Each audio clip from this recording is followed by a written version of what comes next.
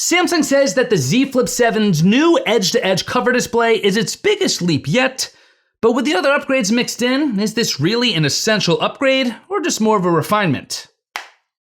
That's what we're gonna find out.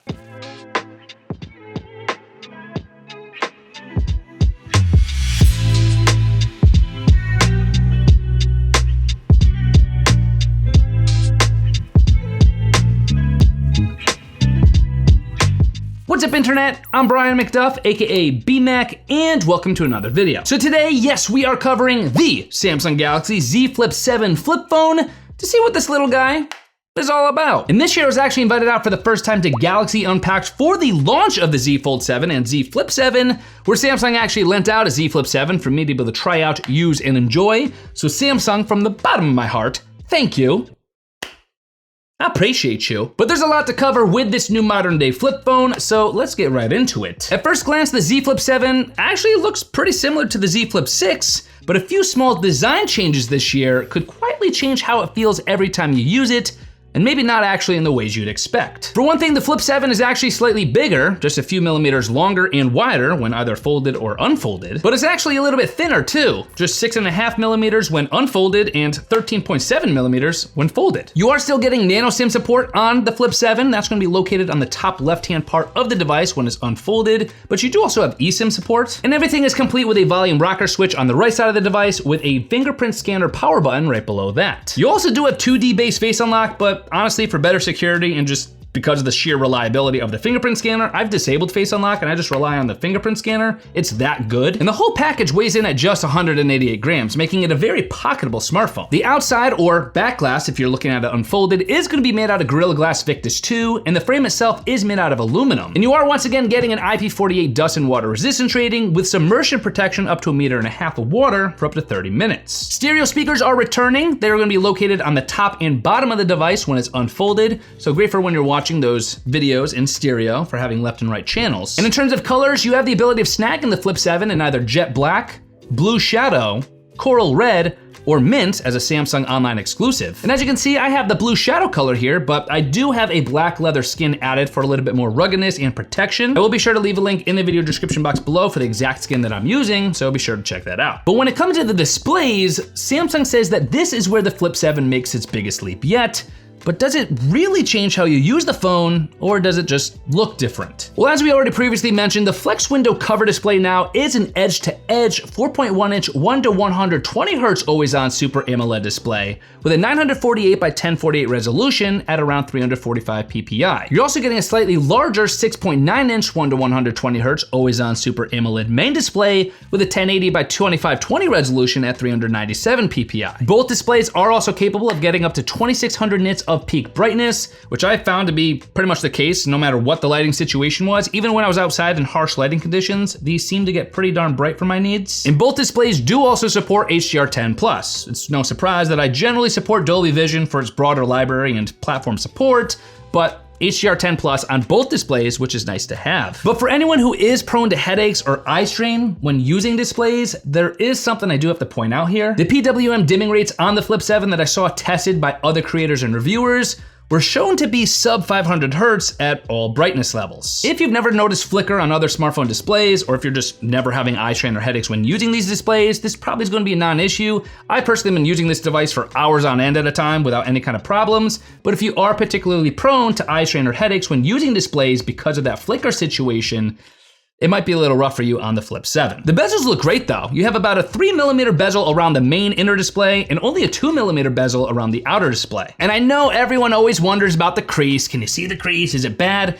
Just like the Fold 7, I think the crease is the best it's ever been on the Flip 7, and you rarely, if ever, could even notice it's there. Even in a harsh lighting environment like down here in the studio, I could barely even see the crease reflections taking place here. It seems so seamless. It's probably the most seamless it's ever been. But now let's specifically address the big upgrade in the Flip 7, that of course being the edge-to-edge front display. Simply put, it is awesome to now see a fully edge-to-edge display with 120 Hz on the front cover display of the Flip 7. It makes the entire device now feel fully complete and polished. But in day-to-day use, it probably isn't gonna change anything a whole heck of a lot because the usable area of the Flip 7 is basically the same as the Flip 6. You're still gonna be running the same apps or the same widgets, and yes, you have the full edge-to-edge display, but the actual usable and visible area is gonna be pretty much the same as the Flip 6, it just looks a whole lot cleaner and smoother now. I love the look and feel, but the difference really is about refinement here, not functionality. And since the cover screen now wraps around those cameras, making them more prominent, you'd maybe expect Samsung to make those better too.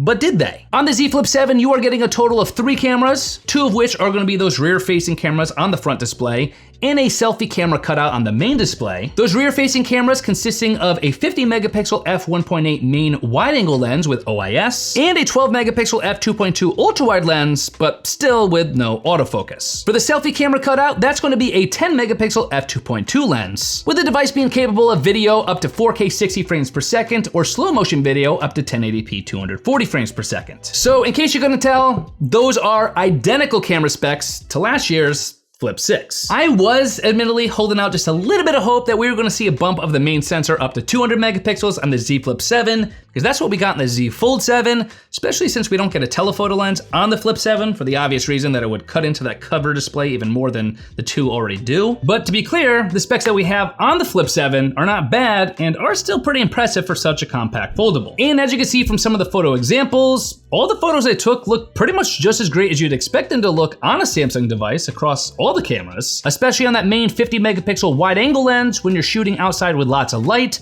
Colors and dynamic range look balanced, and even the image sharpness and detail is composed beautifully. And then, I'm not much of a selfie taker, but if you use the dedicated selfie lens on the main display, your selfies are gonna look good there too. Video shooting is solid on both lenses, though in lower light you will start to see a little bit more graininess and softness, especially on the ultra wide. You're probably gonna wanna hold off on using the ultra wide lens for your close-up subject shots because, like I said, there is no autofocus, and I found that you need to maintain at least a few feet of distance between the ultra wide camera and your subject, otherwise you run the risk of blurriness that's gonna ruin the photo. But even with that considered, if the subject distance is in check and you're not too close, you will get some beautifully balanced colors and dynamic range and image sharpness throughout the ultra-wide lens as well. But I know you're probably wondering about performance. Samsung did swap out the Snapdragon chip in the Flip 7 for its own Exynos chip this year.